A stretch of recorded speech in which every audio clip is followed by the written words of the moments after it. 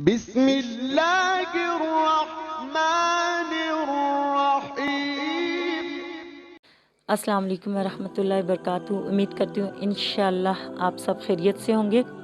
میں آج آپ کو 2 رکعت صلاۃ حاجت کے نفل کا ایک مجرب ترین وظیفہ سمجھ لیں، آپ صلاۃ حاجت کی نماز سمجھ لیں، آپ جو بھی سمجھتے ہیں، بہت بہترین، بہت مجرب ہے۔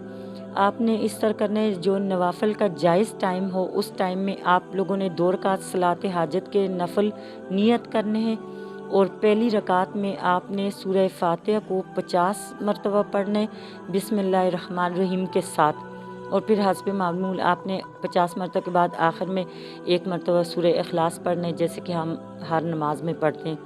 اور پھر دوسری رکعت میں آپ لوگوں نے سورہ اخلاص کو پورے 50 بار بسم اللہ الرحمن الرحیم کے ساتھ پڑھنا ہے، اور 51 بار میں پھر آپ نے سورہ اخلاص، جیسے ہم نماز میں ہر نماز میں الحمد شریف کے بعد پڑھتے ہیں، اس طرح آپ نے پڑھ لینا ہے۔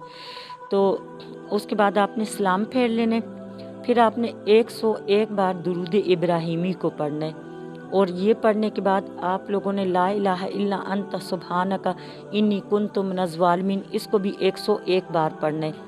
اور اس کے بعد آپ لوگوں نے اللہ رب العزت سے خشوع و خضوع سے دعا مانگنی ہے، اور اپنی مشکل کو اللہ رب العزت کی بارگاہ الہی میں پیش کر دینا ہے۔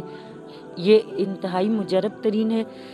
آپ جائز نوافل کا جو بھی ٹائم ہو، آپ لوگ اس ٹائم میں اس کو کر سکتے ہیں، اور آپ اس کو 3 دن کے اندر انشاءاللہ تعالی آپ کی کسی قسم کی بھی مشکل ترین حاجت ہو، مشکل ہو، کوئی مسئلہ مسائل ہو، کچھ بھی ہو، کوئی مہم آپ کو درپیش ہو، خواہ کوئی بھی کسی قسم کا کوئی مسئلہ، تو انشاءاللہ وہ اللہ رب العزت اپنے اللہ ہونے کے ناطے انشاءاللہ وہ آپ کا حل فرما دے گا۔